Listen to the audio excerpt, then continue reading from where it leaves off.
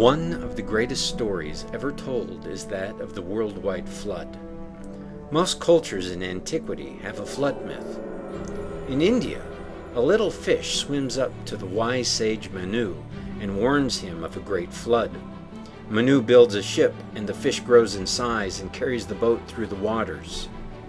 Amongst the Norse, it is the mighty frost giant Bergelmir who survives a deluge of blood pouring from wounds of the cosmic Ymir, whose body forms the world. Similarly in Egypt, as the reign of Ra comes to an end, the human race is drowned out by the wrathful blood of Sekhmet. Perhaps a tenuous connection, complicated by the introduction of a great flood in chapter 175 of the Egyptian Book of the Dead. In Greek myth, it is Deucalion, son of Prometheus, who survives a worldwide flood in an ark and repeoples the world by throwing stones behind his shoulder. From East Asia, Micronesia, Australia, North and South America, Europe and India, flood stories prevail throughout oral cultures. Why is the Great Flood a universal story? Did the story originate in far-off times and migrate to the Americas before the melting of the last ice age? If so, then the flood myth is exceedingly ancient. Did the story migrate across the seas from Asia to the Americas?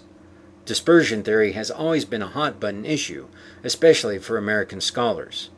Or did the flood story independently originate around the globe? No one can say for sure, and the age and origin of the story will always remain a subject of scholarly debate. More importantly, does the Great Flood in myth describe an actual worldwide flood, or a local geological event? Does it arise from the depths of the unconscious? Does it describe a wrathful God? Or is there another explanation? Like all things dealing with ancient myth, certain details not only withstand traditional interpretation, but also open up a vista of new considerations. Not everything is as it seems. This presentation is a radically new interpretation of the flood myth. It is rooted in scholarship, so you will not be seeing anything about ancient aliens or the wonders of Atlantis. What I present here, however, might be even stranger and stretch the imagination much further.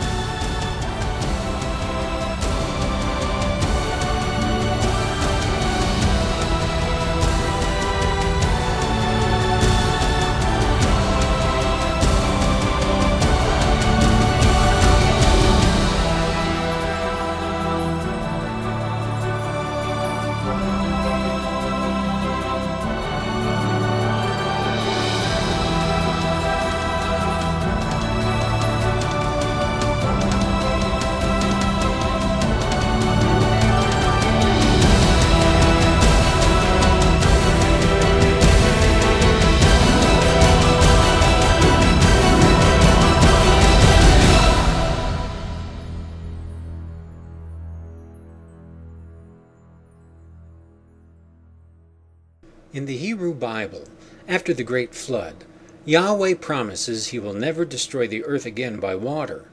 He seals his promise with a visible sign. He sets a bow in the sky. Jewish and Christian traditions often interpret this bow as a rainbow. The Hebrew word for bow is kesheth, and while rainbow is one possible translation, the preferred meaning remains a war bow or hunting bow.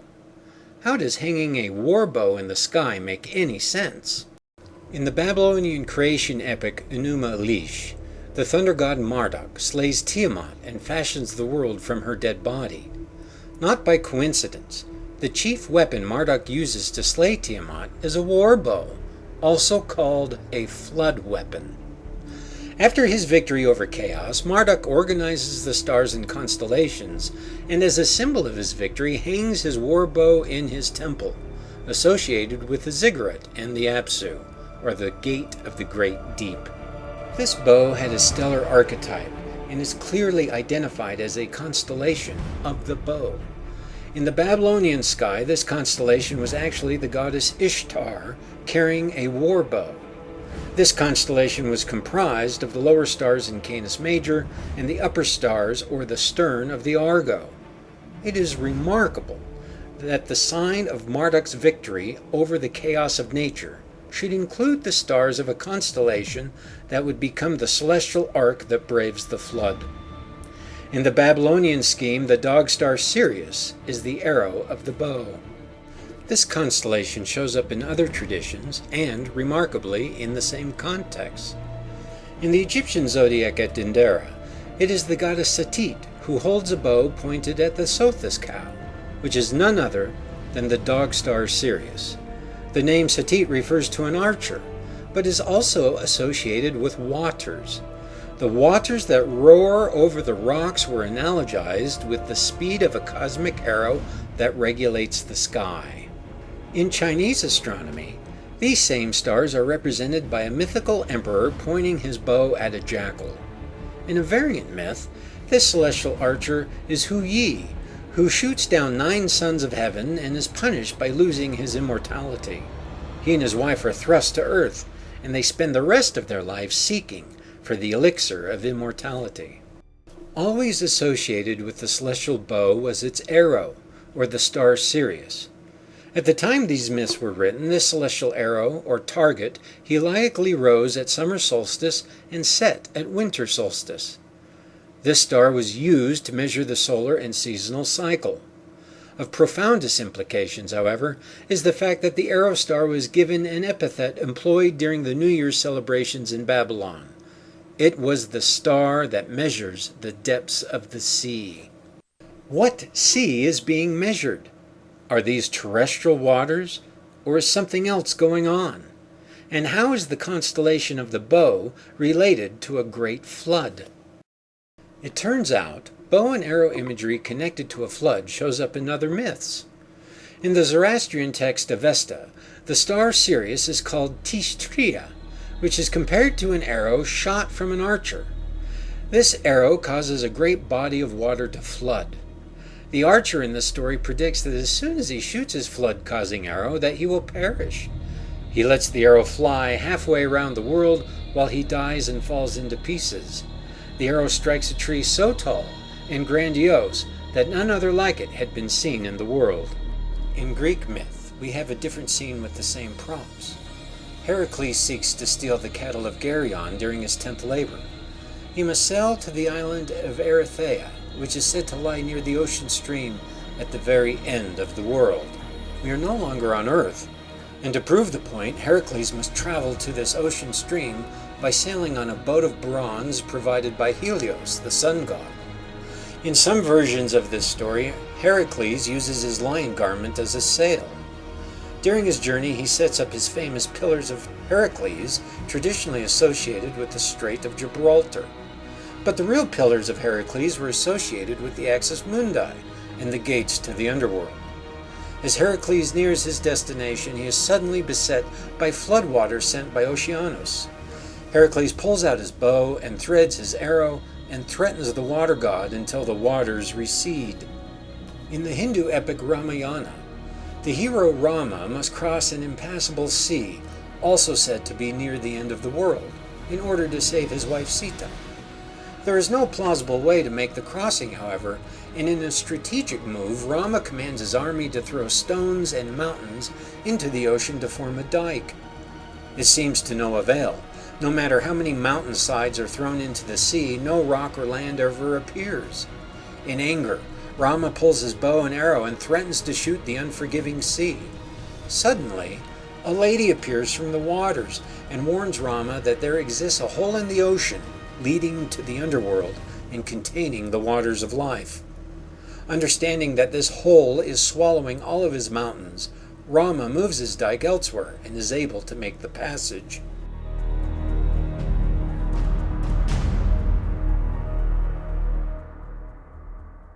In the Bible, the bow that is hung in the sky is a promise that the flood will not happen again. Somehow, this celestial bow is consonant with the rise and fall of waters. Perhaps the biblical account has borrowed the motif without understanding its origin. Further clues in Israelite temple tradition suggest otherwise. In one Jewish legend, the temple altar in the Holy of Holies was directly linked to the cosmic waters. As Louis Ginzberg records in his Legends of the Jews, quote, "When David was digging the foundations of the temple, a shard was found at a depth of 1,500 cubits. David was about to lift it when the shard exclaimed, 'Thou canst not do it.' 'Why not?' asked David. 'Because I rest upon the abyss.' 'Since when?' 'Since the hour in which the voice of God was heard to utter the words from Sinai, I am the Lord your God, causing the world to quake and sink into the abyss.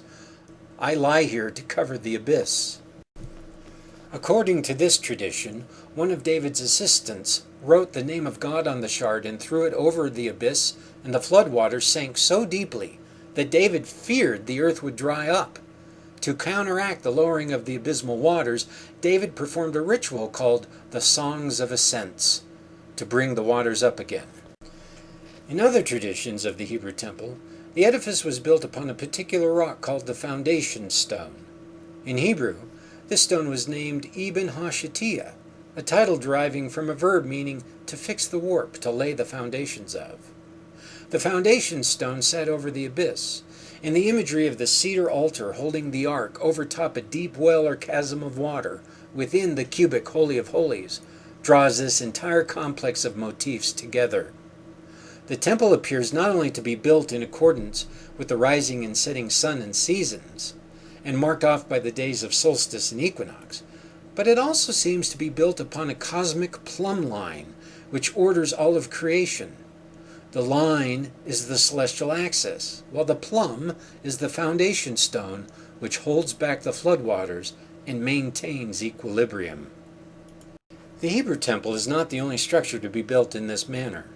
In Lucian's description of the temple at Hierapolis, we find very similar imagery. The temple was dedicated to none other than the Greek Deucalion, the survivor of the Great Flood. Lucian reports that a chasm underneath the temple was said to swallow all the flood waters. In memory of this, twice a year priests would carry water from the sea to the temple and pour it into the chasm. Are these two examples just coincidences? Another stark parallel will dispel all notions of chance. In the interior of the cubic Kaaba, in pre-Islamic times, there was a well that was capped by a stone. This stone was a representation of the pre-Islamic god Hubal. This god was said to stop the waters of the abyss from rising. The statue itself was also in the form of a cube. All this imagery hails back to the very first temple city in Mesopotamia, Eridu, the first of all cities. The central temple of Eridu was built for Enki, the god of the abyss, and the temple itself was the house of the abyss, from which all waters flowed and all life was engendered. We now have a massive web of mythological motifs that are all associated with each other. Cubes, arcs, temples, foundation stones, cubic stones, wells, chasms, floodwaters, stars, measurements, the underworld, resurrection, immortal beings, bows, arrows, and rivers. These images are bricks of an ancient cultic mosaic whose scattered remnants suggest that all of our scholarly interpretations of the Great Flood and myth have been woefully lacking. If the flood myths around the world originate from a massive geological event in some high-off time in history, so be it. By the end of the second millennium BCE, however, the flood story had been co-opted into a cultic cosmography well beyond terrestrial affairs. The underworld becomes an interpretive key. The constellation of the bow belongs in the astral underworld. Sirius is said to measure the depths of the sea. This sea is the abyss kept at bay by the foundation stone upon which the temple is constructed. The sea is the astral underworld. Therefore, the floodwaters that must be traversed in the ark is a celestial space. This mythic flood deals with time frames and celestial measurements, and only secondarily with terrestrial waters.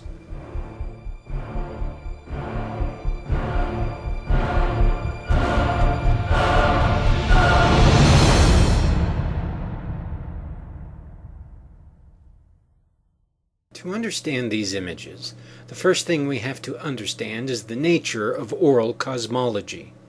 Oral minds see nature as the manifestation of invisible but archetypal powers. The greatest manifestation of nature remains the sky and its cycles. The source of living and material being, therefore, must emanate from the stars. The idea of human beings perceiving things as a shadow from a heavenly source is reminiscent of Plato's allegory of the cave. According to this allegory, all things humans experience are really nothing but shadows cast from the light of reality residing in the heavens. This idea was not original to Plato. Indeed, Plato was simply restating a worldview hoary with age. According to Plato, to exit the cave one had to develop reason. In older myth systems, in order to exit the cave, one's soul had to ascend to the stars. Oral creation myths are rooted in celestial archetypes. In the Bible, we are told that the waters above and the waters below commingled, out of which the earth appeared. For a simple comparison, one can note that the waters above are simply the stars above the horizon, while the waters beneath represent the stars underneath the horizon. The situation is more complicated. For in oral cosmology, the universe was three-tiered: heaven, earth, and underworld. Remarkably, all these zones referenced celestial space. The heavenly realm was situated near the celestial North Pole. The 7 stars of the Big Dipper are key in this region and appear to be the 7 helpers who aid Gilgamesh in the building of Uruk. These helpers show up in Egyptian mythology as the 7 sons of Ptah, who helped fashion the world. In the stretching of the cord ceremony, the temples were aligned to specific stars, whilst the priests laid their ground plans by sighting these 7 stars. Even the earth in this 3-tiered universe held an astral correspondence, and in many myth systems, Earth was part of a celestial space. The technical term Earth appears to be the region in space below the planets ending on the ground upon which we stand. Plato informs us that if we were to ascend above the sky, i.e. out of the cave, we would see, quote, the true heaven, the true light, and the true earth, where exists all true knowledge, visible only to intelligence, and where one is delighted at last to be seeing what is real and watching what is true. In Chinese cosmology, the flat square earth was really nothing more than the points of solstice and equinox on the horizon that defined world space.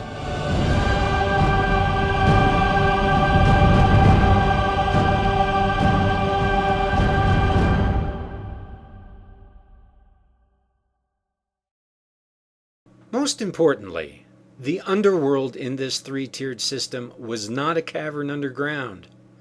It was the portion of the sky that existed south of the Milky Way and ecliptic.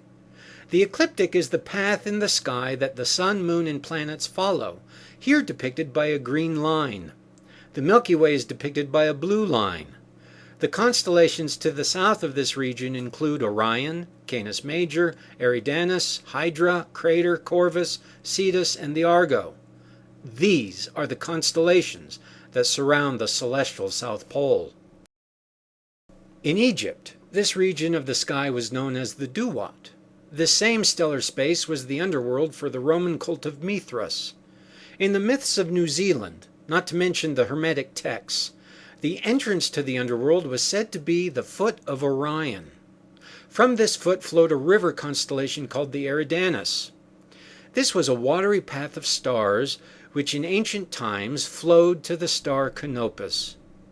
It is this river constellation that Jason sells to obtain his golden fleece, and Heracles sells to obtain his golden apples. According to the Roman librarian Hyginus, this constellation was the celestial archetype for the Egyptian Nile. Today, most scholars seem unaware that the underworld is a region visible in the sky. To be fair, most of these constellations cannot be seen in northern latitudes. In fact, the South Pole marker Canopus cannot be seen north of Rhodes. The Egyptians viewed this star at the Nile Delta, where they had a town named Canopus. This is where we get the name for canopic jars. According to modern scholarship, Osiris was worshipped in animal jar form in this port town. The town, however, simply appears to be the earthly manifestation of its celestial source, the star. Because no star exists at the celestial South Pole, the bright star Canopus served as the polar marker. The Babylonians called the North Star the yoke star of the sky, but they called Canopus the yoke star of the sea. The indication is clear, and Canopus appears to be the plumb at the end of the line, or the throne of the underworld. Literally, Canopus appears to be the dwelling of Osiris, the place where Utnapishtim of the Gilgamesh epic lives, or the locations of the Hesperides where Jason and Heracles obtain their golden objects of immortality.